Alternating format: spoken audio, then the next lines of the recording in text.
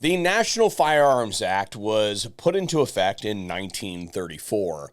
And since then, every American citizen has lived under this draconian rule, and it has been used as a bludgeoning stick to imprison and murder American citizens since that time on multiple occasions. It was instituted using Congress's taxing power, but is in direct violation of the Second Amendment to the Constitution of the United States, like literally the second thing that they wrote. They were having a difficult time combating organized crime. Organized crime, I might add, that the United States government created by outlawing alcohol.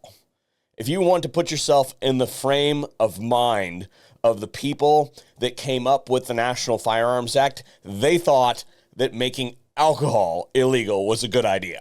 And that was going to lead to a enlightened society. How did that turn out, right? Same time frame, same mindset, same people. Anyway, digression. So what they thought that they would do is, hey, we're having a really hard time catching these mobsters. So what we're going to do is we're going to tax certain items like handguns and machine guns. And if you don't pay the tax and register that you paid that tax, then we're going to get you on tax evasion, and we can put you away for that. And that also starts the whole line of, we're investigating this probable cause over here, and it would allow them to uncover evidence of other crimes. That sort of thing, right? Think Al Capone. At the last minute, they realized that if they do this to handguns, a very popular class of weapon used by, today, everybody, then they were going to lose re-election. So at the last minute, they stripped that whole thing out, and we came up with this really strange class of stuff called short-barreled rifles and short-barreled shotguns.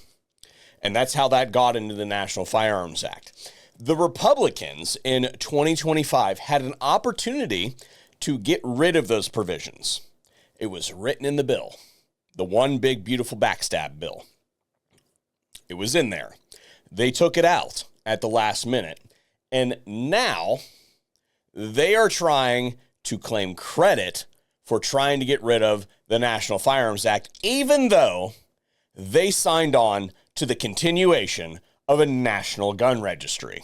I believe this to be political theater, but I didn't see this one coming. It might actually have a chance of working.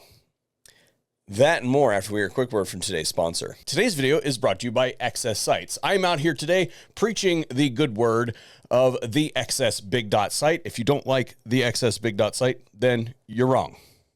No, I'm just kidding. I started using the big dots because I took a low light force on force class. If you've never had that experience, I could totally see why somebody wouldn't select that site, but it is my go-to site. They offer a whole bunch of other things out there, and XS has been a big time, long time supporter of the channel. So I very much appreciate them supporting the mission here at the VSO Gun Channel. Let's get into the video. Yeah, my fear is that the whole island will become so overly populated that it will tip over and capsize. To be entirely fair to the folks in 1934, Congress hasn't really improved all that much. But what we have in front of us today is a letter penned by Representative Clyde that is signed on to by multiple members of Congress, and I'll give you their names here in a minute. And I'm going to share with you some excerpts from this letter. This is a letter from Congress to the Attorney General, Pam Bondi. In enacting this bill into law, Congress affirmed its position that the taxation and registration provisions of the National Firearms Act are inseparably linked, and it expressed its intent to repeal the National Firearms Act registration and transfer requirements by eliminating the associated taxes on certain firearms and silencers. Therefore, we urge the Department of Justice to adopt and advance Congress's stated position in all litigation concerning these provisions to ensure that congressional intent is accurately represented and upheld before the courts. Timeout. If that's the truth, then why did they vote to remove the express provisions that said exactly that from the One Big Beautiful Bill? Because an unelected bureaucrat partisan hack installed under Barack Obama said that they had to take it out. The Senate parliamentarian, that they bowed to the will of. Why did they do that?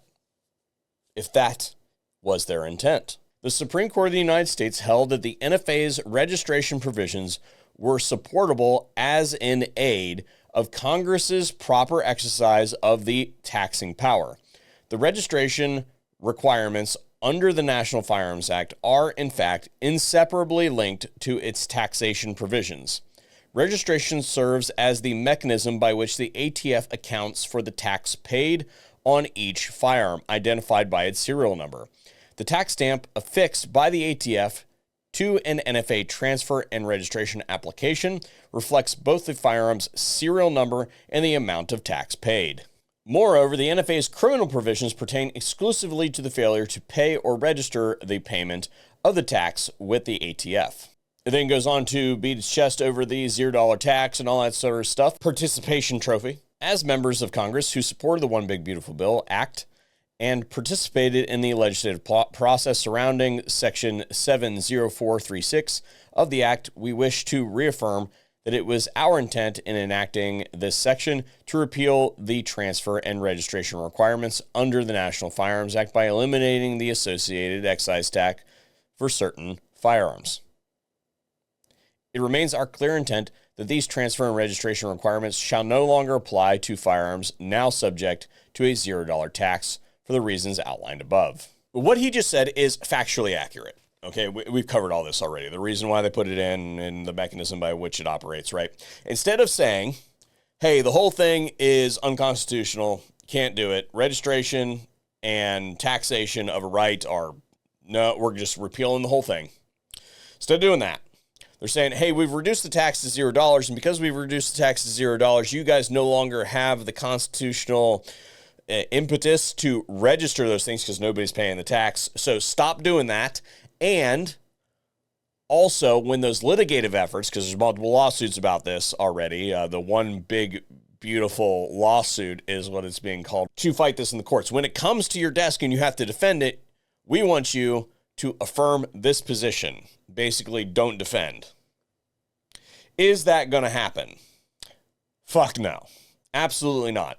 Greater DOJ does not like to get rid of their toys, right? They like to hoard all those toys because they never know when they're going to want to do that, want to use that thing against somebody that they want to go after.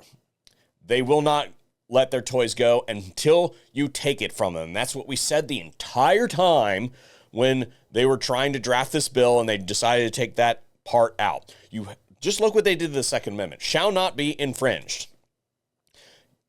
You have to treat these people like they're two, and you have to expressly outline every single thing, or else if there's a little tiny seam, they're going to run with it. Seen it time and time again. So that kind of logic is not going to work on the Department of Justice and the ATF. They're just not going to give up their toys. They're not going to. The only wild card here is that the DOJ has been wanting to come off as pro-Second Amendment, and they've been failing miserably for the last year. Absolutely miserably. And they might see this as an opportunity to actually very easily get a win by just saying, oh, well, you know, this is what Congress said, so blah. Is that likely to happen, though? Again, no. These people do not give up power. You have to expressly take the power from them. That's what we said during the entire legislative process, and that's what we're going to have to do in the litigative process. I guarantee you the Department of Justice is going to do their two-faced thing that they've been doing the entire year, saying this thing over here and doing this thing over here. We're going to have to fight them tooth and nail to get that little concession out of them. I guarantee it, because they don't have Second Amendment principles. They want to act like they do. They're going to say, whoa, most pro-Second Amendment, blah, blah, blah, blah, blah, blah, blah, blah. They're going to do more of that, and they're going to focus on other things that they find more important. And in the meantime, freedom continues to be infringed. That's my prediction. I want to know what you guys think about it in the comment section down below.